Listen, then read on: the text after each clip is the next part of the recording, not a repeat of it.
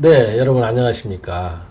우리가 지금 이제 사기, 그 다음에 오미, 네 가지의 기운과 다섯 가지 맛에 대해서 한번 말씀을 나누고 있는데요. 이제 다섯 가지 맛 중에서 우리가, 첫 번째 시간에 신맛에 대해서 했고, 두 번째 시간에 쓴맛에 대해서 했습니다. 그래서 신맛이라고 하는 것은, 간이라고 하는 건 항상 발산하고 뻗어나가고, 이런 성질이라고 그랬죠. 그래서 너무나 그게 항진되어 있을 때는 그것을 우리가 좀 제어를 해야 된다. 그래서 신맛을 이용해서 너무 발산되는 것을 수렴시킨다. 이런 말을 했습니다. 그 다음에 우리가 쓴맛이라고 하는 것도 심장이 너무나 열을 받아 있다. 심장이 열 받아 있는 게 어떤 거죠?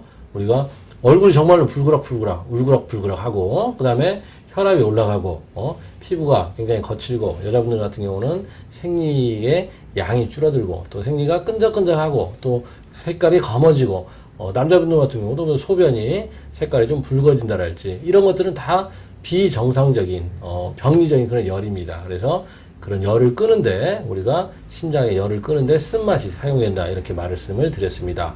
그럼 오늘 이제 말씀드린 단맛은 이 단맛이라고 하는 것은 우리가 항상 비위에 영향을 미칩니다. 여러분들 밥이 꿀맛 같다, 입이 달다 뭐 이런 말씀을 하십니다. 그럴 때는 식욕이 좋을 때겠어요? 나쁠 때겠어요? 좋을 때입니다. 근데 우리가 식욕이 나쁠 때는 당장 뭐라고 하죠?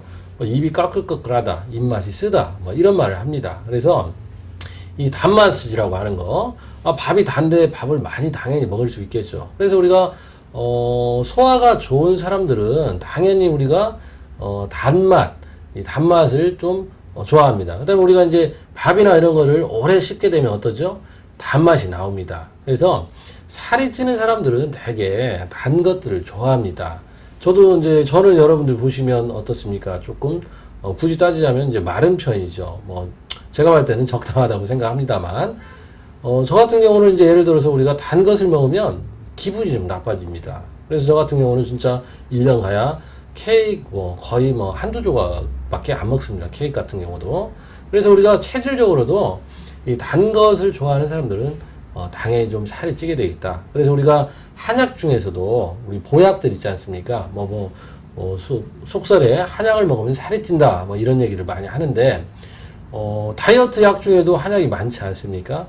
그래서 한약 중에도 물론 단약은 살을 찌웁니다. 그래서 살을 찌게 하기 위해서는 비위 기능을 좋게 하면서 흔히 감초랄지 대추랄지 이런 걸 쓰면은 살이 찔 수 있겠죠. 하지만 다이어트 한약 같은 경우는 단약을 쓰지를 못하겠죠. 그렇기 때문에 한약은 살을 찌울 수도 있고 또 살을 뺄 수도 있습니다.